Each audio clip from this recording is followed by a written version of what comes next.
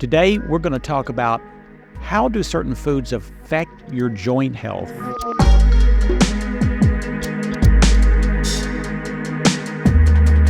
It's a topic near and dear to my heart since I had double hip replacement less than a year ago. I've also heard and listened to people for 45 years, like the one an hour ago, who said, my joints are hurting all the time. I said, how old are you? I'm 41. She said, it's like I just woke up and I became stiff overnight. It's not an unusual story. I don't think it's supposed to be this way.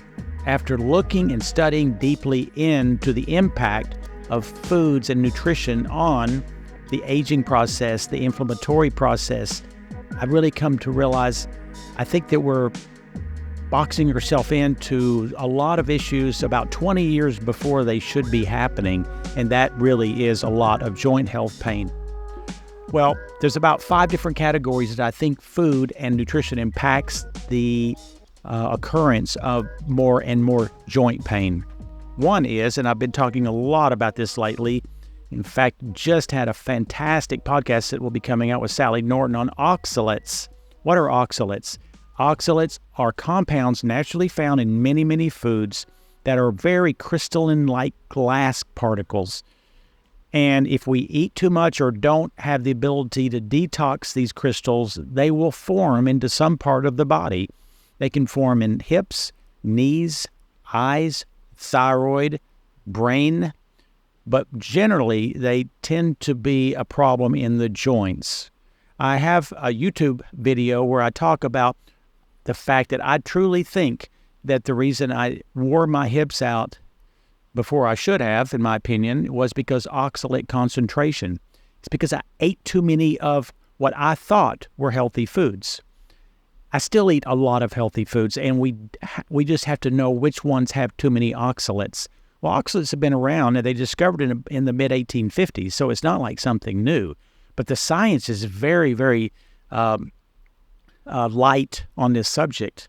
Now, we all urologists know that oxalates can form kidney stones. That is the major reason why people have kidney stones, but it forms in the kidney just like it can in the joints. So they don't realize that, and they don't realize that we only need or can handle about 100 milligrams of oxalates a day, and one serving of spinach can be hundreds of milligrams, which I eat almost every day. What are the foods that have that? Because that's how you get rid of it. Number one is you have to reduce the amount of foods you eat. And so the big ones are the nut butters. I had to give up my peanut butter. Sunflower butter has the least amount, so I do eat that sometimes. Nutritional sells sunflower butter. And then we're talking about some of the green foods, like the spinach I speak about. And then we've got beets, we've got okra, rhubarb, turnips, olives, not olive oil, and all potato varieties. Raspberries that I ate for probably 15 years in a row, almost every single night I ate raspberries, organic raspberries. And that's pretty heavy duty. Quinoa is another one. And by reducing these down to very minimal levels, you might feel much better, and then all of a sudden you'll feel worse. Why is that? Because you're dumping, the oxalates are coming out. There is a product that called Oxyguard that has the formula of nutrients that help open the doorway to help you process these further out to make the detox or the elimination process to be much more efficient. So Oxyguard is also a partner in that, but you have to cut the foods out. Secondly, we've all heard about acidity. What is acidity? Well, actually, there's something called pH, and that has to do with how acid or alkaline something is. Everything from a battery acid being very acid to certain foods and alkaline waters, and then in between that's neutral. If the body's extremely acid, it generally is a sign of probably lessening health. What makes us acid? A lot of stress, not sleeping, pharmaceutical drugs, generally, not all, but most. Those are big ones. And then the two that most people do is carbonated cola beverages and sugar. Those are the most acidic driving molecules that there are. So most people are very acidic. That puts you in a position of more pain. And what can we do about that? There's alkaline waters, and there's a lot of different foods that have neutral or alkalinity. They can help. But sometimes you need more than that. There's a guy from South Africa who came over here, and he sells something called Multiforce Alkalizing Multimineral Powder. And in other countries, this is very popular. You just do one time in the evening, generally before bed, and that helps to create more alkalinity during your sleep, which then can help you have less aches and pains. I love trying to focus on the pH for helping people to improve their health. Next is when we talk about fatty acids, we all know about omega-3s. That's fish oil, or it can be other types of oil. There's something called omega-6. Omega-6 is actually, it can be found in some healthy foods like flax seeds and a few others, but most omega-6s are generally going to create more inflammation. Back 50 or more years ago, or 70, the amount of omega-6 in a person's diet was about this much, and the amount of omega-3s were maybe half that much. Well, today we have 10 times more omega-6s than we do the healthy anti-inflammatory omega-3s. What are they found in? They're found in most processed foods, all the seed oils, and I talk about seed oils a lot these days. Those are from canola, safflower, all the processed vegetable oils. Anything you see vegetable oil is a seed oil. Those have now been indicted as to probably far worse than sugar, probably far worse than any particular part of the food chain and molecules that there are. Why? It damages the mitochondria, which is the energy production part of the cell, which ages us.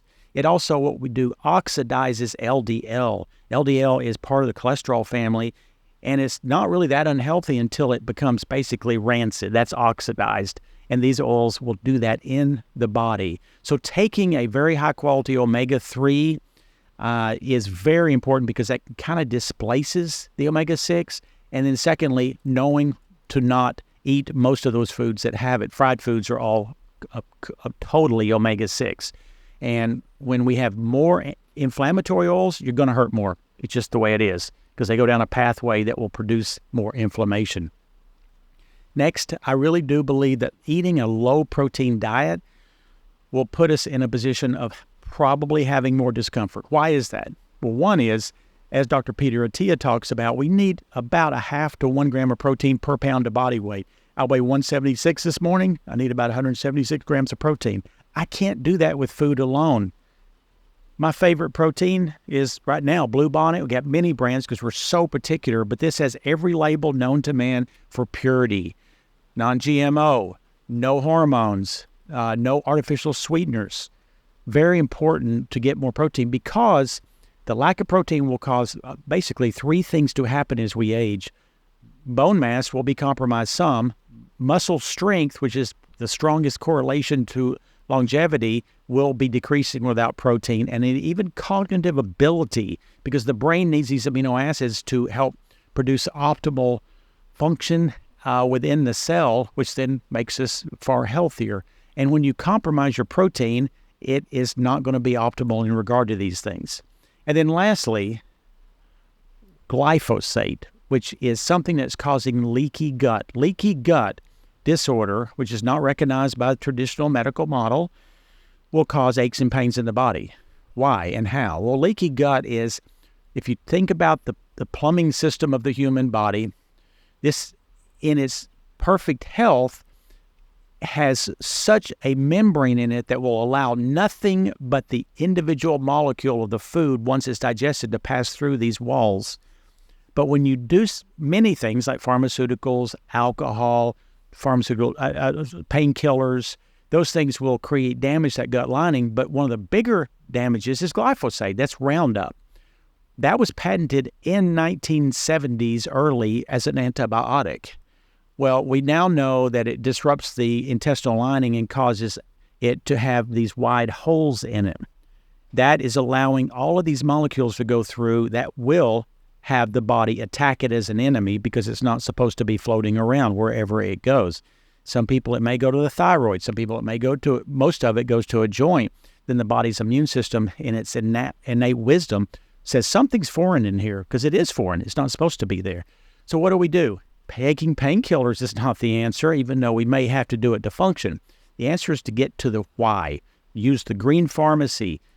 Think about the mechanism of action. And so to do that, you have to say, okay, if I have leaky gut, well, how do I stop it? Well, one is you kind of have to figure out, well, all foods probably are going to have glyphosate. There's nothing we can do about it. So I have found a remedy that's pretty amazing. It doesn't cure it, but it makes it manageable.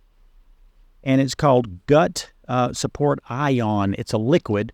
When you take 1 teaspoon of this, what happens to the gut within about 5 minutes is these holes will clamp down. There will be no holes for 8 hours. That means it's not permanently fixed, but what it means is that when you eat those foods, those molecules that aren't ready to go through that intestinal lining won't go through because it now has sealed itself back to a healthy level.